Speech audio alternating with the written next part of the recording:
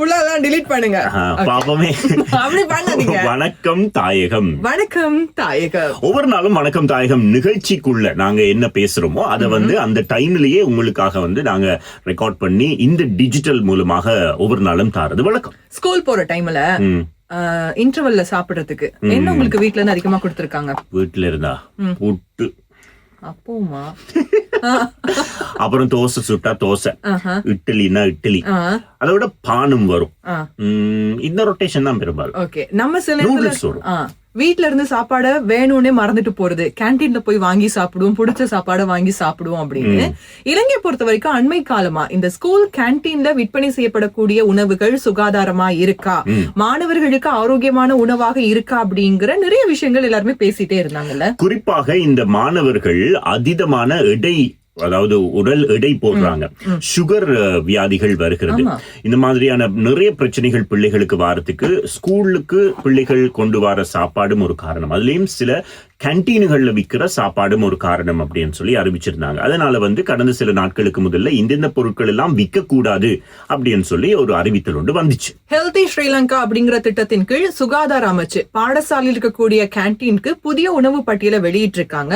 அதுல பிரதான உணவுகள்னு பார்க்கும் போது காய்கறி கலந்த சோறு, பருப்பு சோறு, சோள பால் சோறு, தேங்காய் பால் பொங்கல், காய்கறி பிட்டு, ஊட்டச்சத்து ரொட்டி, பூசணிக்காய் தேங்காய் ரொட்டி, பலாப்பழ கொத்து, காய்கறி கொத்தா பலாக்காயா தான் இருக்கும்னு நினைக்கிறேன், டிரான்ஸ்லேட் பண்ணும் போது பலாப்பழமா வந்திருக்கும், பலாக்கா கொத்து, காய்கறி முட்டை ரொட்டி, தோசை, மசாலா தோசை, இட்லி மற்றும் காய்கறி ஊத்தப்பம், தாளிச்ச பயிறு வகை, தானிய வகை, முட்டை சாலட் இருக்கக்கூடிய சாண்ட்விச், ஃபிஷ் சாண்ட்விச், காய்கறி சாண்ட்விச், வெஜிடபிள் ராப்ஸ், காய்கறி சாலட், சோளம் சாலட், முளைக்கட்டின பயிறு கறி, முட்டை மசாலா கறி, முட்டை ஆம்லெட், இந்த மாதிரியான சாப்பாடு தான் பிரதானமான உணவுகளாக ஸ்கூல்ல இருக்கக்கூடிய கேன்டீன்ஸ்ல இனி வரக்கூடிய காலங்கள்ல விற்பனை செய்யணும். இதை தவிர பழங்கள், யோகர்ட், வேக வைத்த சோளம், பேன் கேக்ஸ், பலாக்கொட்டை உருண்டை, மரவள்ளி கிழங்கு, வற்றாழை கிழங்கு, அந்த மாதிரி நிறைய விஷயங்கள் வந்து, அதாவது நல்ல ஆரோக்கியமான உணவு வகைகள் மட்டும்தான் இனி கேன்டீன்ஸ்ல விற்கலாம் அப்படின்னு சொல்லியிருக்கிறாங்க. ஏற்கனவே இந்த சாசேஜ், பன்னு, அது இது கூடவே கூடாதுன்னு சொல்லிருக்காங்க. சரி, ஓகே. இப்ப இன்னொரு விஷயம் என்ன அப்படின்னு சொன்னா, ஸ்கூலை பத்தி பேசினீங்க தானே, இன்னொரு ஸ்கூல் விஷயத்தை பேசலாம். இந்த ஓலெவல் சான்றிதழ்கள் பெற்றுக்கொள்வதாக இருந்தா ஆன்லைன் மூலமாக நீங்க பெற்றுக்கொள்வதற்கான வசதி இனி வந்துடுச்சு அப்படின்னு சொல்லியிருக்காங்க. இனிமே பரீட்சைகள் திணைக்களத்துக்கு தேவையில்லாம மாணவர்கள் வரக்கூடாது. அவங்களுக்கு ஓலெவல் சர்டிபிகேட்ஸ் வேணுமா இருந்தா ஆன்லைன்ல அப்ளை பண்ணணுமா, அது அதுக்கு பிறகு டிபார்ட்மெண்ட் அவங்களுக்கு போஸ்ட் எல்லாம் அனுப்பி வைப்பாங்களாம். இது மாணவர்கள் தேவையே இல்லாம டிபார்ட்மெண்ட்க்கு வரக்கூடிய நேரம், செலவு, இது எல்லாத்தையுமே கட்டுக்குள்ள கொண்டு வரணும் அப்படிங்கிறதுக்காக தான் இந்த ஆன்லைன் சிஸ்டத்தை இம்ப்ளிமெண்ட் பண்றாங்க. நல்ல விஷயம். அடுத்த திங்கட்கிழமை என்ன பிளான்? அடுத்த திங்கட்கிழமை நான் எப்படியுமே லீவ் எடுத்து ஆகணுமா இல்லையா? ஒரு வாரத்துக்குள்ள ஆபீஸ்க்கு வேலைக்கு வந்திருக்கு, அதுக்கு நாங்க ஒண்ணும் போட முடியாது. திங்கட்கிழமை இல்லப்பா, பௌர்ணமி கோயில் போகணும், சாமி கும்பிடணும், தன்சலுக்கு போகணும். இத்தனை வருஷமா பௌர்ணமிக்கு கோயிலுக்கு போனீங்களா நீங்க? அப்ப சிங்கிளா இருந்தோம், இப்ப மிங்கிள் ஆயிட்டோம்ல. நம்ம சும்மா இருந்தாலும் வீட்டுல இருக்கவங்க சும்மா இருக்க மாட்டேங்கிறாங்கல்ல, அது எல்லாத்தையும் தாண்டி பொசன் போயா தன்சல் போகணும். அது முக்கியம். தன்சல் அப்படின்ற ஒரு விஷயம் பொசனுக்கும் செய்வாங்க. சக்களவுக்கு இல்லாட்டிலும் பொசனுக்கும் வந்து ஓரளவுக்கு தன்சல் இருக்கும். இந்த முறையும் வந்து இந்த பொசக் தன்சல் தொடர்பா சில அறிவுறுத்தல்கள் வந்திருக்கு. பொசனுக்காக யாராவது தன்சல் கொடுக்கறதா இருந்தா அந்தந்த பிரதேசத்துல இருக்கக்கூடிய போலீஸ் நிலையங்களுக்கு அறிவித்தல் வழங்கியே ஆகணுமா, நாங்க எங்க இடத்துல இந்த மாதிரி தன்சல் கொடுக்கறோம் அப்படின்னு. அதுக்கு பிறகு இந்த காலகட்டத்துல ஆக்சிடென்ட்ஸ் ஆறதும் கொஞ்சம் அதிகம் தானே. இப்ப அந்த ரோடு ஆக்சிடென்ட் ஆகும் போது என்னன்னா போலீஸ்ல போய் கம்ப்ளைண்ட் பண்றது இல்லையாங்கானா,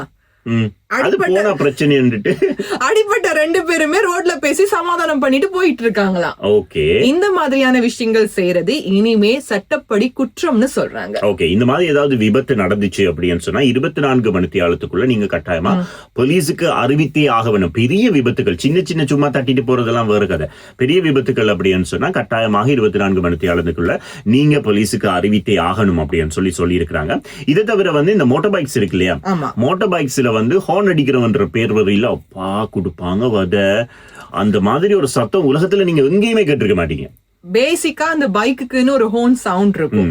அத யாராவது இந்த டைம்ல மாத்துனீங்கன்னு சொன்னா கண்டிப்பா உங்களுடைய மோட்டார் பைக்கை பறிமுதல் செய்வோம்ன்ற ஒரு ஸ்ட்ரிக்டான ரூலை இம்ப்ளிமெண்ட் பண்றாங்க. இதே நேரத்தில் பொதுமக்களுக்கு இடையூறு விளைவிக்கக்கூடிய வகையில மோட்டார் பைக்ல இந்த டீமா போறவங்க இருக்காங்க இல்லையா, அவங்களுக்கு எதிராகவும் சட்ட நடவடிக்கை எடுக்கப்படும். இதை தவிர இந்த முறை பொசனுக்கு 4302 டன்சல் நிலையங்கள் பதிவு செய்யப்பட்டிருக்கு அப்படின்னு சொல்றாங்க. பதிவு செய்யாம நிறைய பேர் கொடுத்தாங்க தான் போன வெசாக்கு. இல்ல போன வெசாக் டைம்ல, போன வெசாக்னா லாஸ்டா வெசாக்ல பதிவு செய்யாம கொடுத்தவங்க, கொடுத்த இன்ஸ்ட்ரக்ஷன்ஸை ஃபாலோ பண்ணாம இருந்தவங்களுக்கு போயிட்டு மறுபடியும் இதை ஸ்டாப் பண்ணாம மறுபடியும் அது கொண்டு போறதுக்கு ஏத்த மாதிரியான இன்ஸ்ட்ரக்ஷன்ஸை ஃபாலோ பண்ண சொல்லி இருந்தாங்க. ஆனா பொசனுக்கும் அந்த மாதிரியான ஒரு என்ன சொல்றது கொஞ்சம் ஈஸியா விட்டுட்டு போலாம் அப்படின்ற மாதிரி இருக்காதுன்னு எனக்கு தோணுது.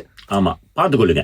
சரி, இதை தவிர இன்னொரு விஷயம் என்ன அப்படின்னு சொன்னா, இந்த சாரதி பயிற்றுவிப்பாளர்கள் இருக்காங்க இல்லையா, ஓட்டு ஓட்டு போடு போடு அமர்த்து அமர்த்து திட்டுவாங்க பாருங்க. அவங்க வீட்டு டென்ஷன் எல்லாத்தையும் கொண்டு வந்து அந்த ஓட பழகுற பையன்லயோ பொண்ணுல தான் அப்படியே திணிப்பாங்க. பொண்ணுன்னா கூட கொஞ்சம் பரவாயில்லைன்னு வைங்களேன், கொஞ்சம் ஒரு சாஃப்ட் கார்னர் ஒன்று இருக்கும்.